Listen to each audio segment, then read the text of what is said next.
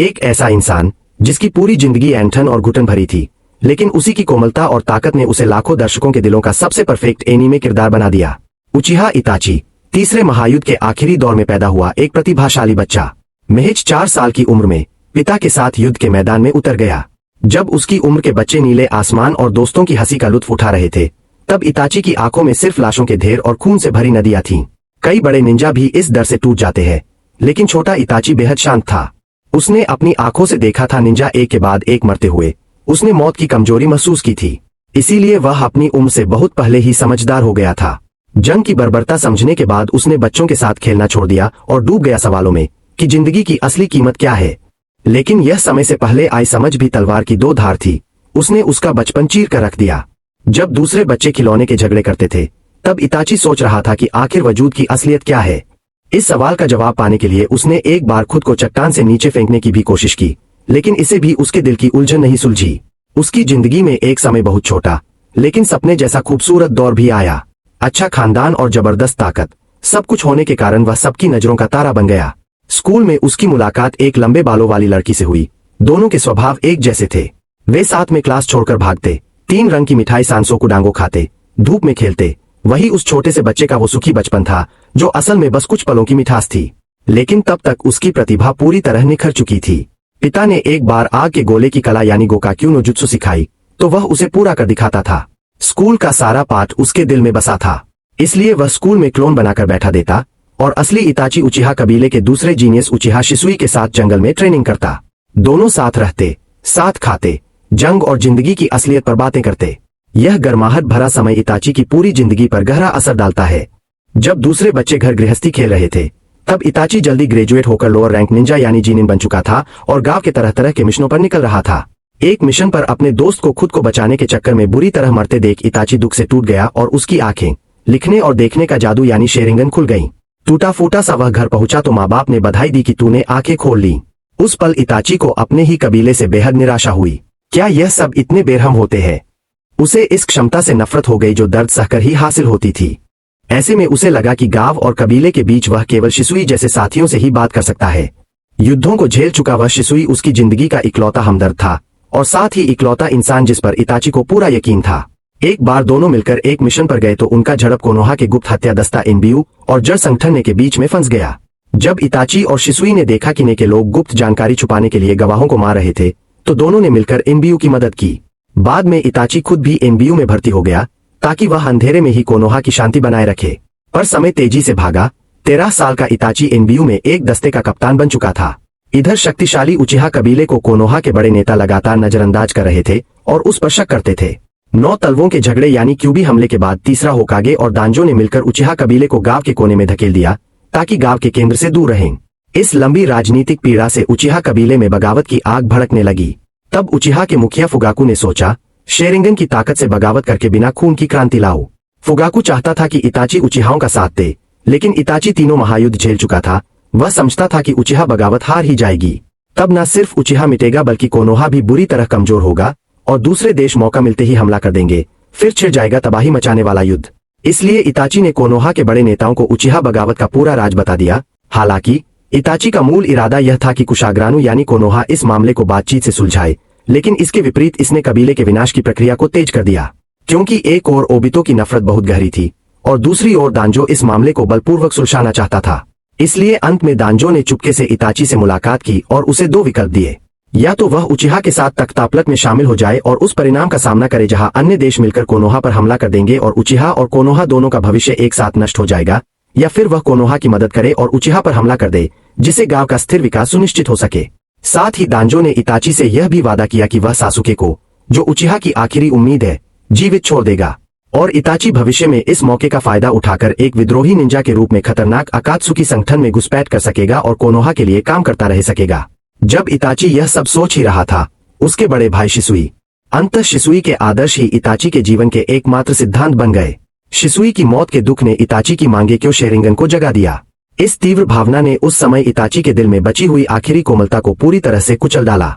अपने ही कबीले के संदेह, गांव के बड़ों के दबाव और अपने प्रिय भाई के भरोसे के इस तिहरे बोझ के तहत इताची ने आखिरकार वह निर्णय लिया जिसने उसे हमेशा के लिए बदनाम कर दिया।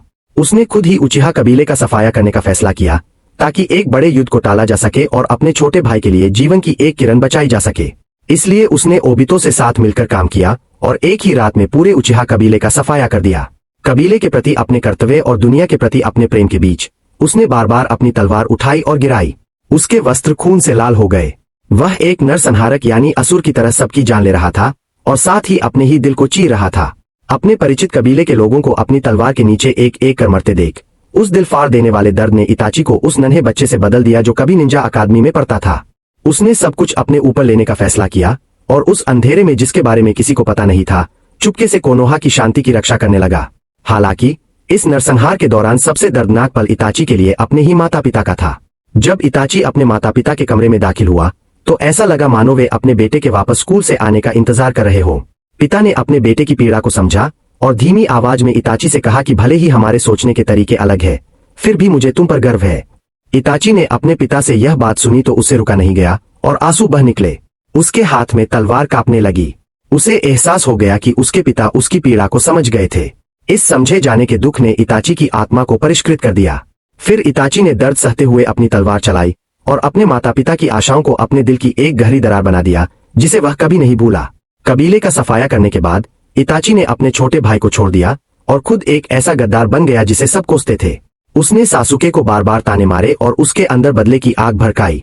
वह चाहता था कि उसका छोटा भाई भविष्य में ताकतवर बने, फिर आकर उसे इस गद्दार को मार डाले और इस तरह कोनोहा का हीरो बन जाए, उचिहा के विद्रोह के कलंक को धो डाले और उचिहा कबीले के भविष्य का प्रतिनिधित्व करे।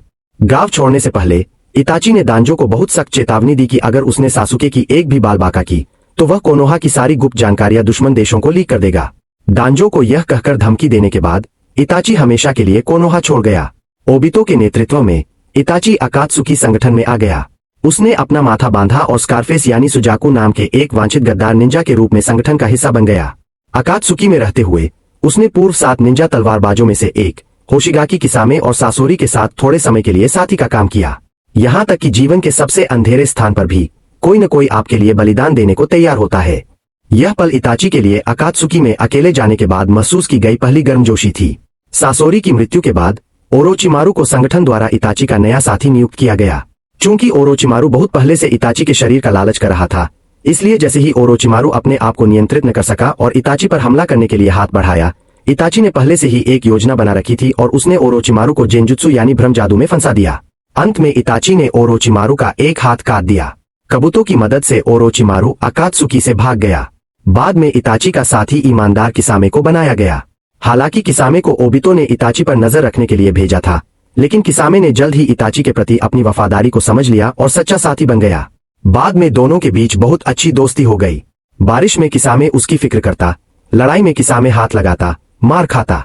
किसामे इताची को इताची सान कहकर बुलाता और उसका बहुत अच्छे से ख्याल रखता। यह इताची के लिए अकात्सुकी में प्रवेश करने के बाद दूसरी गर्मजोशी थी।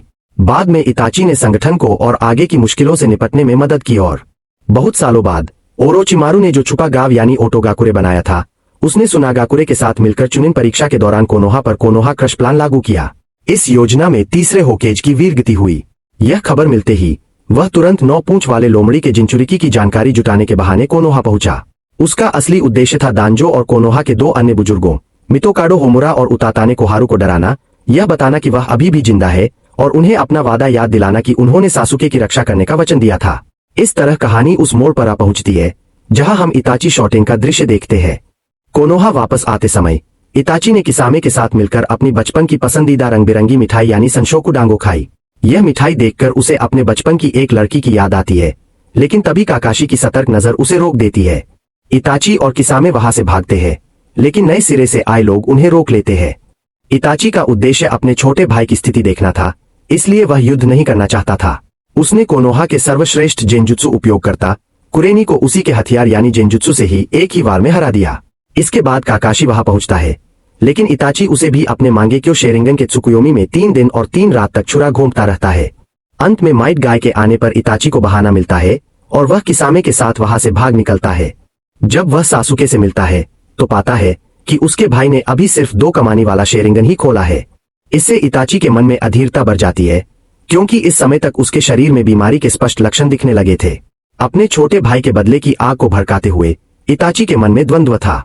वह एक तरफ सासुके को तेजी से मजबूत बनाने के लिए और अधिक उकसाना चाहता था, तो वही दूसरी तरफ अपनी लड़ाई की गति को इतने नियंत्रण में रखना चाहता था कि उसकी योजना अनजाने में ही खुल न जाए। अंत में जिरेया के युद्ध में शामिल होने पर इताची अमातेरासु का इस्तेमाल कर भागने पर मजबूर होता है। बाद में सासुके इताची के उकसावे में आकर तेजी से ताकतवर बनने का रास्ता खोजता है और कोनोहा से भागकर ओरोचिमारू के पास चला जाता है। यह खबर मिलने पर इताची अपनी जानलेवा बीमारी के आखिरी दिनों में नारुतो से मिलता है और सासुके के प्रति उसकी अटूट दोस्ती को परखता है। फिर वह शिसुई की दी हुई कोटोमात्सुकामी वाली आंख नारुतो में रख देता है ताकि भविष्य में सासुके अगर गलत रास्ते पर चला गया तो उसे रोका जा सके। सब कुछ तय करने के बाद इताची अपने और सासुके के आखिरी युद्ध के लिए निकल पड़ता है। इताची सासुके को अपने पास बुलाता है और उनकी अंतिम लड़ाई शुरू होती है। वह झूठा इलाज देता है कि वह मांगेक्यो को अपग्रेड करने के लिए सासुके की आंखें निकालना चाहता है, जिसे सासुके पूरा जोश लड़ाई में लगा देता है। आपसी टकराव में कई बार इताची जानबूझकर कमजोरियां दिखाता है ताकि सासुके उसे हरा सके। अंततः सासुके की चक्र समाप्त होने पर उसके अंदर का ओरोचिमारू बाहर निकलता है। ओरोचिमारू को सासुके को निगलते देख क्रोधित इताची बिना देर किए तोत्सुका की तलवार से उसे सील कर देता है, जिसे सासुके उस भयानक कब्जे के निशान से हमेशा के लिए मुक्त हो जाता है। अपनी मृत्यु से ठीक पहले इताची अपनी पूरी ताकत से अमातेरासु को टेम्फू नामक जुत्सु द्वारा सासुके की आंख में सील कर देता है ताकि भविष्य में मुखौटा पहने टोबी यानी ओबिटो सासुके का इस्तेमाल न कर सके। हालांकि इताची की योजना लगभग सही थी, लेकिन वह नहीं जान सका कि बाद में टोबी यानी ओबिटो ने 8 पूंछ और 9 पूंछ को पकड़ने के लिए पूरे शिनोबी जगत पर चौथा महायुद्ध छेड़ दिया। कबूतो ने एडो टेंसेई यानी रीएनिमेशन जुत्सु से ढेरों मृत शिनोबियों को दोबारा जीवित कर दिया, जिनमें इताची भी शामिल था। पुराने रोगी और कमजोर दोनों एक साथ चलते हुए संयोग से उस नारुतो और किलर बी से टकरा जाते हैं, जिसने अभी 9 पूंछ की शक्ति सीखी थी और युद्ध के मोर्चे पर जा रहा था। जैसे ही इताची ने अपना मांगेक्यो इस्तेमाल करना चाहा, उसके हाथ बंद गए क्योंकि उसने खुद जीवित अवस्था में नारुतो के अंदर जो कोटोमात्सुकामी लगाई थी, उसने रीएनिमेशन के नियंत्रण को तोड़ दिया और इताची को पूरी तरह होश आ गया। फिर उन्होंने मिलकर कबूतो का सामना करने का फैसला किया। इताची जानता था कि एडो टेंसेई का मुकाबला करना बेहद मुश्किल है, इसलिए उसे खुद एडो टेंसेई चलाने वाले कबूतो को रोकना था। इस दौरान उसकी मुलाकात उस सासुके से होती है, जिसने अब उसकी आंखें ले ली थीं और अनंत मांगेक्यो शेरिंगन हासिल कर लिया था।